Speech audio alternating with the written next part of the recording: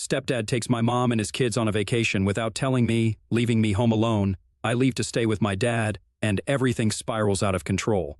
So I'm a 16-year-old guy, and I'm in high school right now, and my mom got married to my stepdad Eddie 2 years ago. My mom is 40, and he's 42 years old, and my parents never got married. I was actually the result of a really short fling after college that they thought would end in a couple of months, but then my mom got pregnant. And she did not want to terminate it, so she had me. My dad also wanted to be a part of my life, so they have shared custody of me, and I switch homes every month. I spend the year alternately with my mother and my father, splitting my time equally between them. I love my parents, and I know that both of them have made quite a number of sacrifices for me in order to be close to me. The first and biggest one is that they have had to live in the same city for years, so I don't find the commute between the two houses too difficult to deal with. I did not know about it earlier, but now I know that both my parents have had to give up on multiple opportunities to rise in their careers just because they had to remain in the same city and live close to each other. All for my sake. My mom apparently also had to reject several men who were head over heels in love with her because of the child. Because she wanted to focus on raising me instead of getting married and having to deal with having a husband and balancing her work life and her personal life and all that jazz. I know these things now thanks to Eddie indirectly, because he's not exactly the best stepfather that one could ask for, and my mother has had to tell me all of this in order to make me accept him. She thinks that if she could make so many sacrifices for my sake, I should be able to return the favor at least a little bit and accept Eddie. I don't know how that works because I did not ask her to make these sacrifices for me. She could have easily just terminated the pregnancy or just let my father take over raising me entirely, but anyway. I never argued with her about any of this because I love her and I want her to be happy. So I was ready to accept Eddie even though he was not a very nice guy. And by not a nice guy, I don't mean that he is mean to me in any way whatsoever. I just mean that he doesn't like me, and he doesn't bother to hide it. I don't know what kind of 42-year-old has issues with a 16-year-old guy, but he definitely does. I don't know why he doesn't like me, because I never did anything to piss him off, and as a matter of fact, I have always tried to be nice to him because that's how my family has raised me. To be nice to everybody, even when they show you that they don't like you. He never speaks to me rudely and never makes comments about me, and the reason behind that is that he doesn't speak to me at all. He pretends like I don't exist in the family, and this has been going on for the past 3 years. I literally have no idea what I ever did to piss him off, but one day, he just decided that he was not going to speak to me. And he was going to start acting like I was not there at all. It is the weirdest thing in the world, and I'm not really used to this kind of treatment. It's like he's giving me the cold shoulder for something, but I don't know what it is. So I can't even fix my behavior, because I don't even know what his problem with me is. My mother says that that's just the way he is. He does not have a problem with me, but he doesn't necessarily like me either. However, I feel like if you don't like somebody, there should at least be a reason for it. Especially when you're 42 and the other person is literally just 16. I guess it has something to do with the dynamics of me being my mother's first child or whatever, I don't even know. But the bottom line is that he does not like me, and he has made it very obvious. Earlier, we used to get on okay, and the first couple of times that he came home, he would interact with me and ask me all sorts of questions about my life, and I would be very polite and answer him. But after one visit, he just decided that he was not going to speak to me. It was very random, and I did not understand why he did that. At the time, I did not question it because I thought maybe he had just forgotten to say hi to me or whatever. But then it happened so many times it became hard to ignore, so I even asked my mother if I had done something to make him angry because he was acting like I was not there in the house. And he would turn his face away every time I entered the living room or any room that he was in. And she did not tell me anything about it. She just said that he was trying to wrap his head around the fact that now he would have to deal with me being there all the time. And maybe he was just not used to it because, before this, he had only dated women who did not have kids. I found that hard to believe because he himself had 2 kids. He had 2 sons, one was 15 and the other was 12. Their mother had passed away in an accident after the younger sibling was born. Also, it was not true that I would be there all the time because, as I had mentioned above, I used to go to my dad's house to live with him every other month. But anyway, a few months passed that way, and eventually I just accepted the fact that this was how he was and he was not going to speak to me anymore. After a year of being in a relationship, he proposed to my mother, and they got married a few months later. After their marriage, Eddie moved into the house with his kids. Before that, I had only met his children a couple of times, and even they had been taught by their father not to speak to me. It was just so crazy, and I don't even know how I dealt with that for so long, for years as a matter of fact. Before getting married, Eddie and my mother used to live separately because Eddie's mother was really sick, and she used to live with them. But after they got married, he decided to move her in with his sister so she would be able to take care of her. And he moved in with my mom, into our house with his children. I don't know if any of you guys have ever experienced this, but it's really not easy to live in the same house with a bunch of people who won't talk to you and pretend that you don't even exist. But I had to put up with that, and it made me feel really bad because I felt like I was a criminal of some sort, judging by the way they treated me. And the worst part was that I never got to find out what I did wrong in the first place. I still have no idea, but at least I'm not living with them anymore, so it doesn't matter anyway. Years passed, and their behavior did not change, even though I got used to it. I was already used to Eddie not speaking to me whenever he would come over to visit my mother, which was quite frequent. And after they got married, I got used to him and his kids living in the same house with me and not speaking to me. Every time I would go to my mother's place, I would have to prepare myself mentally to only talk to my mother for the next couple of weeks.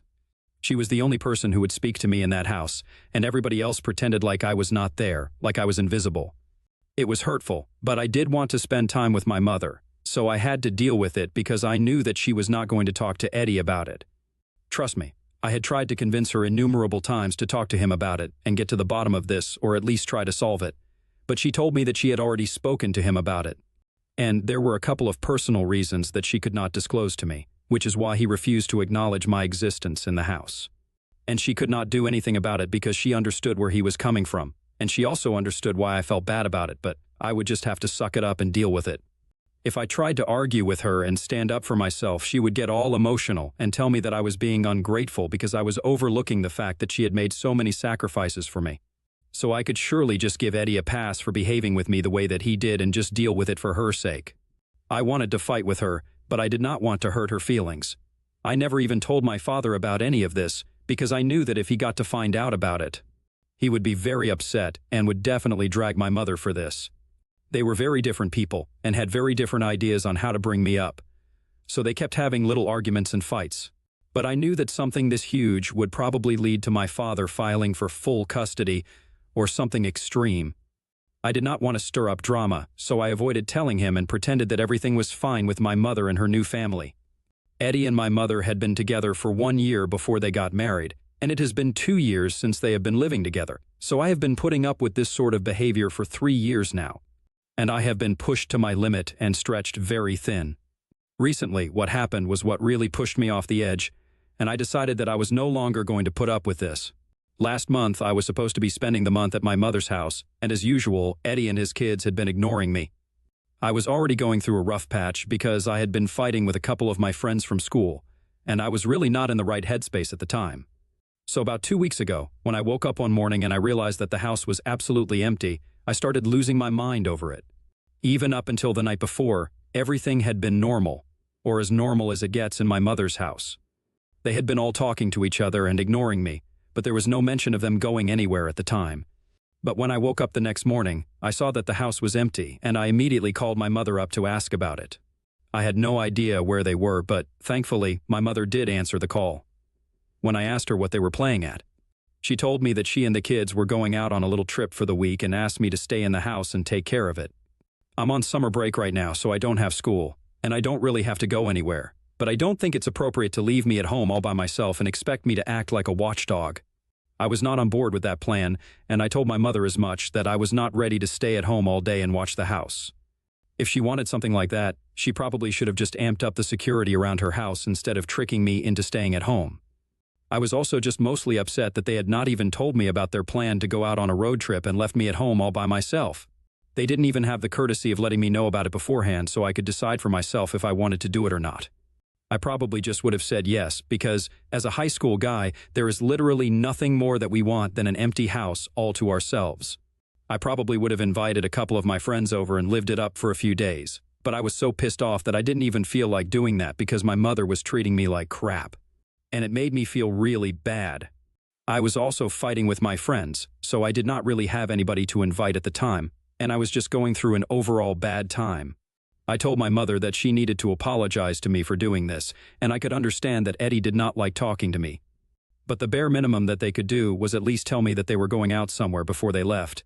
It was not very nice to just wake up one morning and realize that you were all alone. And she told me that I was making a big deal out of this, and that I needed to get over it. She did not even wait for me to respond, she just hung up the call. When I tried to call her back, she did not accept it and texted me back saying that she was trying to enjoy her trip and that she would talk to me once she was at the hotel. I was so upset about everything that I decided to leave. I knew that it would mean that the house would be completely empty, but I didn't care. I had tried to call my mother after that to let her know that I was leaving, but she did not answer my call and everything went straight to voicemail. So I locked up the house and kept the keys of the house under a potted plant, which my mother usually does when she leaves. Then I went over to my dad's place to live with him. Once I got there, he was actually surprised to see me back so early because he had expected me to return after 1 week, since I was supposed to be living with my mother until the end of the month. But I had had enough, so I just came back to him, and I ended up telling him everything that had been going on.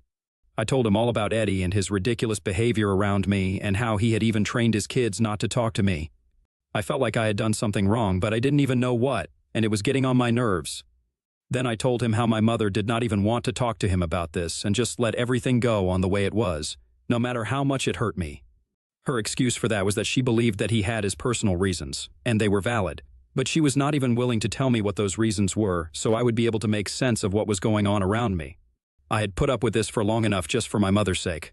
I wanted her to be happy, and she kept reminding me that she had made so many sacrifices for me in her life so I could do this for her. But this was getting way too much to take.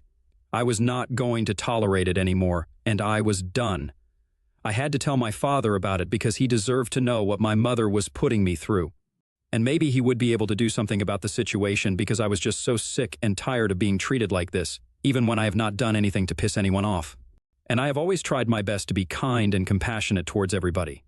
Then I told him about how my mother had left me at home alone without even telling me that she and her husband and his kids were going out. And she just expected me to agree to take care of the house and make sure that everything was in its place and live on my own for the next week, just because she wanted to take a trip. That was not even my biggest problem. My problem with that was, she did not even think that it was important to tell me about it. When I tried to talk to her, she just kept hanging up and declining my calls. Like I was not even important to her. She had really crossed the line and I couldn't put up with this anymore. After I was done telling my father about all of this, I started crying because I didn't realize just how much all of this had been weighing on me for the past couple of years. I did have a normal relationship with my mother before that, but after she got together with Eddie, everything changed, and nothing was the same anymore. I felt like I was insignificant to her, and it was very difficult for me to accept. After venting to my father about all of this, he just said one thing to me, and that was that he was going to take care of everything for me now. He was obviously very upset. But whatever he had to say to my mother, he did not say any of it to me. He just told me that he was really glad that I had shared this with him, and now it was all off my chest. He told me that I was going to be living with him, and if I wanted to go back to my mother, that was my choice, but he would not suggest doing that to me. Anyway, I've been living with him, and I did not try to call my mother after that day, and the funny part was that she didn't try to call me either. The least that she could have done was try to keep in touch with her son, whom she had left at home all on his own while she traveled with her new family. I was really emotionally hurt by what she was doing, but after speaking to my father, I was feeling considerably lighter, and I had decided that I was not going to let this bother me. For about 5 days we had no contact, and then when she finally called me, I thought it was going to be to check up on me. But when I answered the call, she was yelling at me at the top of her lungs. It took me a few seconds to realize that she was yelling at me because I had left the house and they had been robbed. Apparently, a lot of stuff that they had left in the house was now gone, including their television and a couple of other expensive items. For some reason, she was blaming me all for it. I don't know why she was doing that, because I had tried to call her and inform her that I was leaving and I was going to stay with my father. After she had stopped yelling, I told her that I was not happy about the way she had been treating me, and I had tried to contact her several times after she had hung up, but she kept declining my calls. So she told me that I could have texted her, and as valid as her point was, I told her that I didn't do it on purpose because I was mad. I thought it was very obvious, and I had made it very clear to her that I was upset, so she should not have expected me to stay back in the first place. We got into a massive fight about it because she believed that I should have stayed at home no matter how angry or upset I was because this was a matter of safety, and she had been trusting me and counting on me. But I did not tell her to do that. In fact, I had tried my very best to let her know that I was leaving and did not want to stay at home alone, but she disregarded all of my calls, so now she had to pay the price for it. These were the consequences of her actions, not mine. I found it very ridiculous that they were trying to blame this all on me, including Eddie. The first time that he spoke to me in the last couple of years, it was only to yell at me and blame me for my carelessness. He said a couple of other very confusing things as well, like he had always known that I would be the cause of ruin for them. I don't even know what that is supposed to mean because we don't even interact. I don't know how he came to that conclusion without even speaking to me. Anyway, my parents are now fighting because my dad thinks that this is my mom's fault, and so do I, but she thinks that this is my fault. Now my mother is demanding that my father pay her for the damages since she thinks that if he is defending me for doing this, he should be ready to pay the price for it.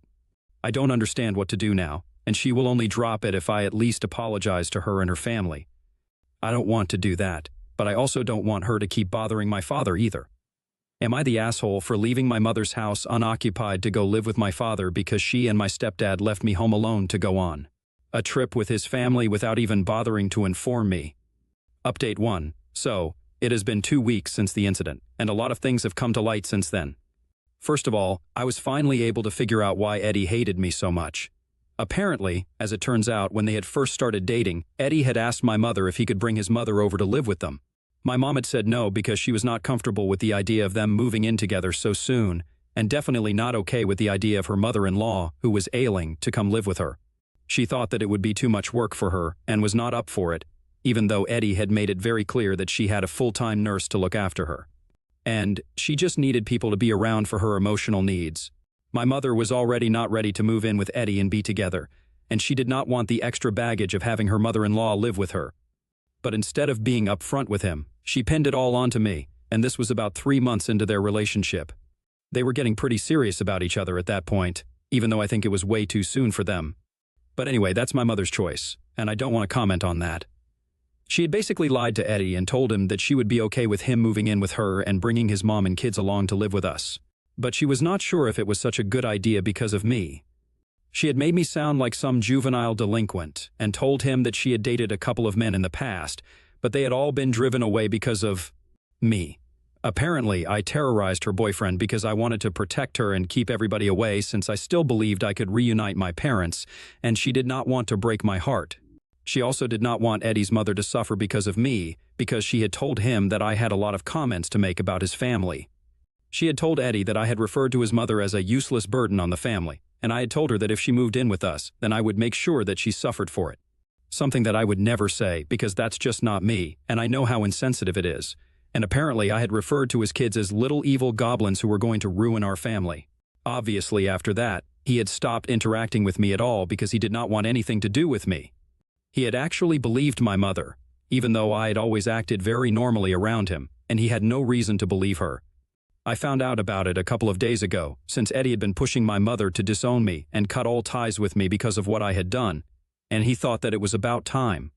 But she did not want to do that, so she finally had to come clean to him, and now they are living separately because Eddie could not believe that he had been treating me so badly over a bunch of lies that my mother had fed him, just because she was too afraid to tell him the truth. That it was she who was against having his sick mother live with them and not me. In that email, he even mentioned that he would not have had an issue if my mother had been honest with him, and told him that she did not have the bandwidth to deal with a sick person in the house, and he would have just spoken to his sister and made sure that they took turns taking care of their mom. But she chose to lie to him and made up such a horrible story about me that he believed and kept mistreating me. He sent me an email to apologize to me for everything that he had put me through and hoped that I would forgive him. I have not responded to it yet because I don't know how to feel about any of this right now, and I just want to keep my head clear and not think about any of this at the moment. But anyway, that's why he had been mistreating me for so long, and my mother had been allowing it. In fact, it had been working out in her favor perfectly. And she had been feeding him all sorts of lies about how I kept getting in trouble at school, and he never even questioned it because he trusted her blindly. We never spoke, so he never found out that I was actually quite a normal guy, and that kept my mother's cover from getting blown. She is one twisted lady, I have to say that. My father is now filing for full custody after we got to know all of this. And my mother is devastated because she claims that she loved us and wanted us to be a happy family together. But I'm sorry, you can't have a happy family on your own terms and ruin everybody else's life. Update 2. So apparently not only is my dad filing for full custody, but Eddie is also filing for a divorce. I found out because my mother sent my dad a bunch of messages begging him to talk to Eddie and fix this because she can't live without all of us. I don't know how she even expects us to listen to her after everything that she did. She made sure that I was treated badly and did not have a problem with it for so many years, knowing that she had been lying through her teeth about me to her husband. I would pray that no person ever has to suffer something like this at the hands of their own mother. I kept wondering about what I did wrong and why I was being hated by her husband and his family for no reason, all this while she just cared about herself and nothing else. I have blocked her everywhere, and I don't want to speak to her ever again. I had been putting up with a lot of crap for the past few years just because I loved her and I wanted her to be happy. Clearly, she did not feel the same way about her own son and only cared about her own happiness. So that makes the two of us, both of us, put her happiness first. Well, not anymore. Update 3, it's official, Eddie has filed for a divorce. That is literally all that people are talking about right now, my family and a couple of common friends that my parents had. My mother is dealing with this in a very weird way, by posting sad quotes on social media, which I have been receiving screenshots of from my cousins. I don't know what she expects, but that's definitely not going to help. She dug her grave and now she has to lie in it. Update 4. So my dad has full custody of me now. It has been a couple of months, and my mother put up a good fight, but unfortunately, the divorce and everything made it super complicated for her. And we had all the proof of what she had put me through, so she really didn't stand a chance. But her lawyer managed to stretch the case out for a couple of months at the very least. Anyway, I don't have to visit my mother now if I don't want to, because my dad is the custodial parent. She does get visitation rights, but I don't know what the point of that is since I don't even want to talk to her anymore. I am happy with my father, and life is going pretty well. I have even made up with my friends, and I'm looking forward to moving on.